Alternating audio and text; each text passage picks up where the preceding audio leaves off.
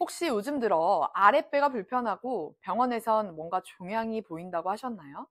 그런데 진단명은 과림막 세포종이라는데 보험금은 또 애매하다고 하시죠? 안녕하세요. 손해사정사 김주연입니다. 오늘은 이름도 생소하고 기준도 헷갈리는 과림막 세포종에 대해 이야기를 해볼 텐데요. 특히 이 질환이 보험금과 관련해 왜 자꾸 분쟁이 생기는지를 현실적으로 알려드리겠습니다. 과림막 세포종은 난소에 생기는 종양입니다. 난포를 구성하는 세포 중 하나에서 발생하며 대부분은 성인형입니다. 여성 호르몬을 분비하는 특성 때문에 자궁 출혈이나 생리 이상 같은 증상으로 비교적 일찍 발견되는 경우가 많습니다. 문제는 이 종양이 병리적으로는 악성으로 분류되지만 실제 보험금 청구에서는 애매하게 처리되는 경우가 많다는 점입니다. 바로 진단서에 적힌 질병 코드 때문인데요. 암보험에서는 일반적으로 C코드가 기재되어야 암으로 인정받아 보험금을 100% 지급받을 수 있습니다. 그런데 과림막 세포종의 경우 많은 진단서에서 D39.1이라는 코드가 적혀 나옵니다. 이건 경계성 종양이라는 뜻인데 이렇게 기재되면 보험금은 일반암의 10에서 30% 정도만 지급되거나 납입면제 같은 혜택도 적용되지 않는 경우가 많습니다. 왜 이렇게 되냐 하면 2021년 이전에는 우리나라 질병분류 기준상 과림막 세포종조차도 D코드로 처리되는 경우가 많았거든요. 의사들도 이 기준을 따르다 보니 예후가 좋다는 이유로 D코드를 사용하는 경우가 여전히 이어지고 있는 것입니다. 하지만 2021년 이후부터는 기준이 바뀌었습니다. 성인형 과림막 세포종의 경우 난소에 생긴다면 명확히 C56, 즉 난소암 코드로 분류해야 한다고 되어 있죠. 그래서 진단 시점이 언제냐, 그리고 어떤 기준을 적용했느냐에 따라 보험금이 하늘과 땅 차이가 나버릴 수 있는 겁니다.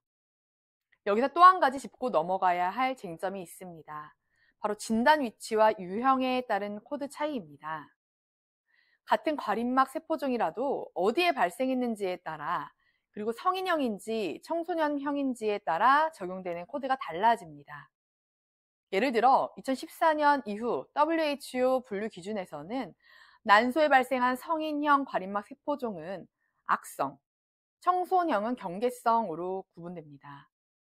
반면 고환에 발생한 경우에는 성인형은 경계성, 청소년형은 양성으로 구분되죠.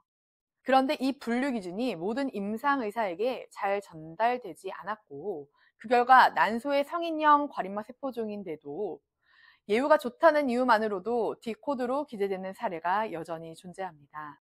이처럼 병의 위치와 유형에 따른 분류가 명확함에도 실제 진단서상 코드가 잘못 기재되면 보험금 분쟁이 벌어지는 것입니다.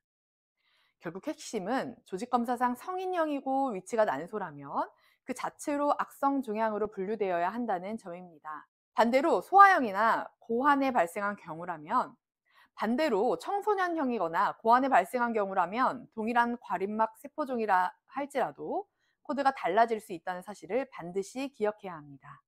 또 한 가지 중요한 건 진단 시점과 보험 가입 시기의 조합입니다. 예를 들어 2015년에 보험에 가입했고 2020년 진단을 받았다면 당시 기준은 KCD 7차에 적용됩니다. 이 경우 보험사는 해당 시기 기준으로는 D코드에 해당합니다 라고 주장할 수 있습니다. 반면 2022년도에 진단을 받았다면 KCD 8차 기준이 적용되기 때문에 C코드가 적용되어야 하는 상황이죠. 이런 분쟁을 예방하려면 어떻게 해야 할까요? 첫째, 진단서와 함께 꼭 조직검사 결과지를 확보하고 필요한 경우 병리소견서도 요청하세요. 특히 성인형인지 청소년형인지 정확히 확인해야 합니다. 둘째, 질병 코드가 무엇으로 표기되었는지 확인하시고 자신의 진단 시점이 어떤 분류 기준에 해당하는지도 체크하셔야 합니다.